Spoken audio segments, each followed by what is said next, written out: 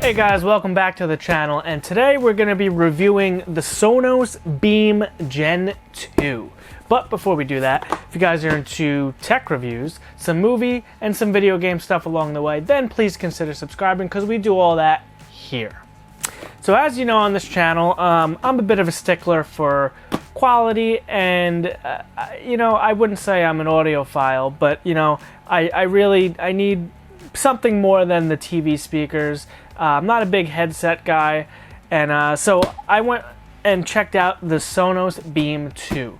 Now, I have a Sonos Arc in the other side of the room where I do my movie watching with the Gen 2 subwoofer and the two Sonos 5s for my rears. And it sounds really, really, really good. For a soundbar, I think that's pretty much the best you can get as far as like soundbars go. And then you get into like receivers, your Denons and your Marantzes, and then you do your height speakers up in the ceilings. But if you want to keep it simple and you want to just have a nice clean soundbar with no wires, you don't want to run stuff through your walls or the speaker wire and all that, and you just want simple and pretty damn good audio, then Sonos might be your answer. But over at my command center, this is my gaming desk. I have my gaming PC, I have my Series X and stuff over here. So this is an LG C2. And for the longest time, I was just using either my SteelSeries headset or the factory speakers in the TV. And you know what? It's just not enough. I don't like to wear the headset all the time. I'm not a huge multiplayer gamer. If I play with my friends on the PC, I'll plug it in, and every once in a while on the Xbox. But primarily I like to just sit here by myself, enjoy whatever game I'm playing, because I play mostly single player games. So I figured, you know what? I don't want to wear the headset. I want to get some sort of soundbar. Now, for my PC, I have the Panasonic SoundSlayer. And that's a small little soundbar with a built-in subwoofer, and it sounds really, really, really good. And it does have a HDMI ARC port, and I tried to use it on my TV with the Xbox, and it just doesn't want to play nice with it for some reason. I cannot get it to work correctly with this application. I don't know why. Just something with the ARC on the Panasonic SoundSlayer just doesn't work right. And I was just getting frustrated, so I said, you know what, let me check out a soundbar. I already have Sonos on the other side of the room. I know what to expect, so let me check out the Arc's little brother, the Beam 2. So right off the bat, the one thing I really love about the Beam 2 is just its small form factor. Like, this thing is pretty small for a soundbar, compared to the Arc is like twice the size of this. And it's not overly engineered. It's sleek, it's nice looking, it's visually appealing, aesthetically appealing, and it just fits perfectly in my application over here. So right off the bat, when I plug this thing in, world of a difference over, well, you know what, before we even talk about how it sounds, let's talk about setup. Because if you're familiar with Sonos, there is no remote included in any Sonos products. They do everything through the app on your iPhone. And some people might like that, some people might dislike that. I don't mind it. In the beginning I was like, oh, it would have been nice to have a physical remote. But however, after using my Arc for about a year now, and now I've been using the Beam for a few weeks, you don't miss the remote once you have it on here, because everything integrates onto your TV. If you have a newer TV, everything you can be controlled from here as far as volume goes. God damn it. And the Sonos app is, it's a pleasure to use. It's not hard to understand. Everything works very well on there. You can fine tune all of your audio levels as far as your treble, your bass, your mids, your height speakers. If you have your soundbar paired with rear speakers or a subwoofer, you can control all that through the Sonos app. And it's really incredible how well it works. And it's just really amazing how much you can actually customize your Sonos system. So setting up your Beam, you plug it into the TV, find it on your app. If you're new to Sonos, this is your first one, so you'll go through their little setup process, and within 5 to 10 minutes, this thing's ready to rock and roll. They just make it very, very quick and painless, very easy, and that is one thing I can commend them on, because some of these soundbars out there with firmware updates and stuff, it just becomes a headache, specifically the Samsung soundbars we've dealt with in the past. But oh my god, it was a freaking nightmare. and I'm just so pleased with the Sonos ecosystem compared to that Samsung one we've had. Just, I hated that app. And the Sonos one is just, they really dialed it in. Now, unfortunately, if you don't have an iPhone, Android users are at a bit of a loss with the Sonos. You could still download the Sonos app and control it through your phone with an Android phone or a Google phone. However, you will not be able to take advantage of the AirPlay or stream any music to your soundbar through your phone directly. You'd have to use a third-party app as far as whatever's on the TV. So you can't just keep the TV off and streams directly to your soundbar. That's a negative for some people, but I have an Apple phone, I'm in the Apple ecosystem, so it wasn't a big negative for me, but it could be for you. So right off the bat, plugging this thing in, it is a world of a difference over your TV speakers. That is a fact. It's science. Now, compared to its big brother, the Arc, it's about half the size, but man, it really is not too far off the Arc. Like, I think this thing sounds incredible. Now, I think in a big room is where you would start to kind of lose some performance with this. I think it sounds fantastic sitting right on top of it as a gaming soundbar right on my computer desk, like it's in my face.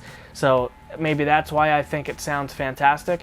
But in a big setting, I think you would start to lose some of it. It is very, very powerful. However, I think if you need something bigger, then the Arc would be the way to go. Where the Beam, I think, is perfect for bedrooms. I think it's perfect for your gaming setup, your desk. You're in a gaming room, just a smaller room. Bigger family rooms, living rooms, home theaters, you could probably get away with it, but you're going to want something that packs a little bit more of a punch, and that's where I think the Sonos Arc would be the better choice. Now, the Beam has all the same features as the Arc, where you could pair your Sonos 1s or your Sonos 5s for your rear speakers. You could pair 1 or 2 subwoofers to it. I think down the road I'm going to pair the new subwoofer mini and have that over by my gaming desk, because I think a little more bass never really hurt anybody. The built-in bass with this, you still get some I wouldn't say deep bass, but you get my desk gets some rumble to it. It really sounds incredible. Sonos is really some of the most high-end speakers you can get, in my opinion. I know that there's higher end out there. However, I think Sonos is, for what you pay for it, I think it sounds absolutely incredible. It can get pretty expensive, especially when you start putting together a full system. The beautiful thing about Sonos is you could buy the Beam, you could buy the Arc, then you can go buy the subwoofer down the road. Then a few months later, you can get your rear speakers, and you can just upgrade and mix and match and piece it together as you go forward instead of doing it all at once. So the Sonos Beam does support Dolby Atmos, which was a big selling point for me, because a lot of these new video games that I've been playing on the Xbox and the PC and stuff like that, they all are starting to adopt the Dolby Atmos soundtracks, whatever you want to call it. But the Sonos Beam supports that and all the other major sound mixes out there. Now, they don't advertise DTS or DTS:X on it, so I cannot get concrete evidence. So whenever you're using a DTS track, it kind of just scales it to a PCM 7.1 or a PCM 5.1. It'll never actually say DTS in the Sonos app, where it will say Dolby Atmos, Dolby Audio, Dolby 5.1. So maybe it's a licensing thing or they're just partnered with Dolby, but they will still support any of your DTS, DTS:X tracks, DTS 5.1, all the DTS stuff will still play perfectly fine out of this. However, it'll say PCM 5.1 or 7.1. At least that's in my experience. It does have Amazon Alexa built in, which is a feature I don't generally use because I just find Alexa to be incredibly annoying. Alarm set for 7 a.m. tomorrow. Awesome, thanks.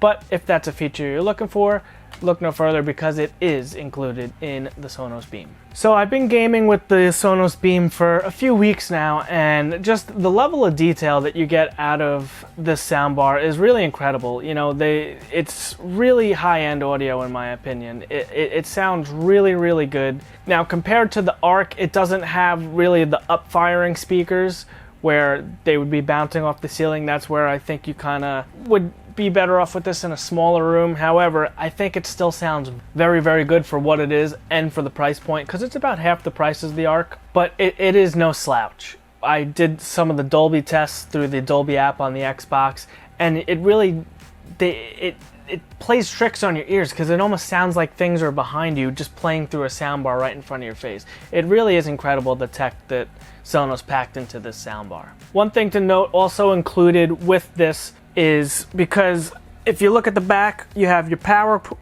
plug, an Ethernet cable, because Sonos, if you're familiar with the Sonos ecosystem, Sonos works through Wi-Fi. Now, you don't have to have internet, but you need to have a Wi-Fi signal or a Wi-Fi network.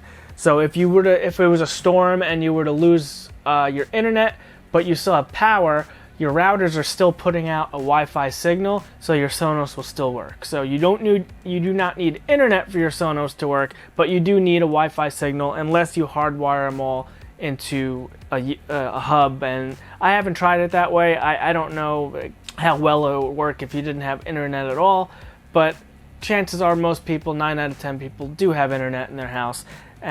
Even like a weak Wi-Fi signal, it still works pretty well, because my Wi-Fi isn't the greatest here, and I've never had any dropout issues. I've never had any sound distortion. I've never had a single issue as far as connectivity and sound quality because of the Wi-Fi with the Sonos. And then last but not least, we have our HDMI port. So the HDMI port on the Beam only plugs into the ARC port on your TV, and that's how it talks to the TV and how you get your soundbar connected. So also I wanted to note, if you wanted to use optical, which some people still do, optical is kind of the forgotten format. We don't really use optical anymore, but there is an adapter included that adapts the HDMI to an optical cord.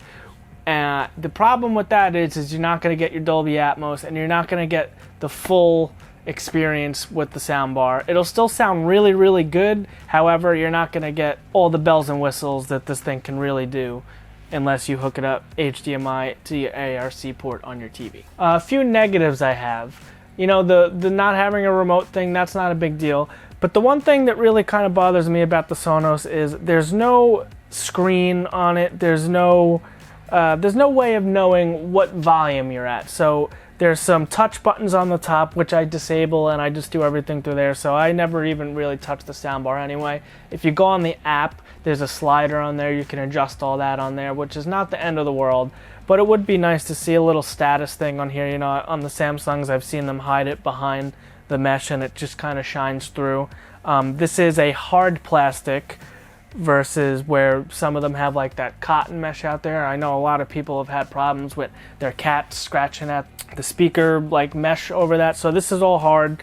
You know, it's rigid. It looks better this way anyway, I think, versus the mesh where it can get dusty, beat up, ripped, torn, discolored. I think this is the better option, because I think the Beam 1 had the mesh fabric over it versus the hard plastic. Another negative for some people is there's no HDMI ins on this.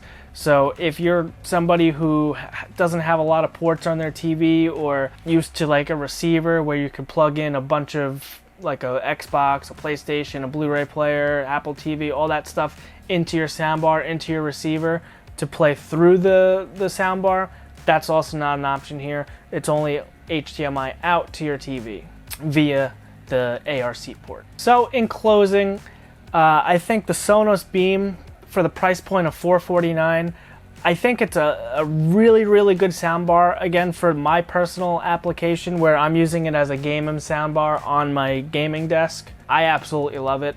I think it works incredible in this application. In a bigger room, I think is where it might not be the best. You know, it might not be loud enough for a larger room. This is without a doubt going to be better than any TV speakers out there. So even if you're in a bigger room and you have just this over the TV speakers, for sure guaranteed that's an upgrade, and it'll sound 10 times better than any TV speaker. But if you really, really want that thing to rumble and you want like a proper home theater soundbar, I would go with the Arc, just because it gets a lot louder and it has a lot more speakers in it. It has the speakers that bounce off the ceiling and all that. It has like a proper up-firing speakers in that, where this does not. But again, for half the price at $449, and then you could still add on the big subwoofer, the small subwoofer, the ones, the fives for your rear speakers, I still think it's an amazing soundbar, and I'm just a big fan of Sonos and the whole Sonos ecosystem. I don't think I would ever go back. You know, maybe I'm a bit biased. I'm a bit of a Sonos fanboy at this point, but you know, for good reason. I think they sound absolutely incredible compared to other soundbars I've experienced, I've tested. I still think the Sonos sounds better than most, and I really don't think you'd be disappointed with this. So can I recommend a Beam 2? Absolutely. I could definitely recommend the Beam 2, but again, I would recommend keeping it in a bedroom, you know, a gaming setup, just a smaller area. Because although you can crank this thing up and it gets pretty loud, I think you'd have a better experience with something bigger in a bigger room. So I know I sound like a bit of a Sonos fanboy, and again, I apologize for that. I just really think this thing sounds really good. I know they're very expensive, and they are, it is a tough nut to crack sometimes, you know, once you start adding the subwoofer and all that. But again, the beautiful thing about Sonos is get the soundbar, a few months later, get your subwoofer or your rear speakers, and then just build it over time versus all at once. I think that's the one beautiful thing about the Sonos. Yes, overall, I guess you could probably pay more than any other soundbar out there, but I think the quality is much better, and when you turn this thing on, it just sounds really, really good. I just love the audio quality that Sonos produces, and I just think they are excellent products. I love the ecosystem, I love the app. Big fan of the Sonos stuff, and I just been having a great time using it over here at my gaming desk. But I hope I answered everyone's questions, and I would be glad to answer any other questions down in the comments. If you had any other questions about this, or even the Sonos Arc or the Sonos subwoofers, I can answer them to the best of my knowledge. I have the bigger subwoofer connected to my Arc, and I have the Sonos 5s. I think down the road I'm going to grab the Sonos Mini subwoofer to pair to this to keep at the gaming desk. But if you guys like this review, please consider hitting the like button and consider subscribing, because that is the best way to help us out. But until next time, guys, have a great day.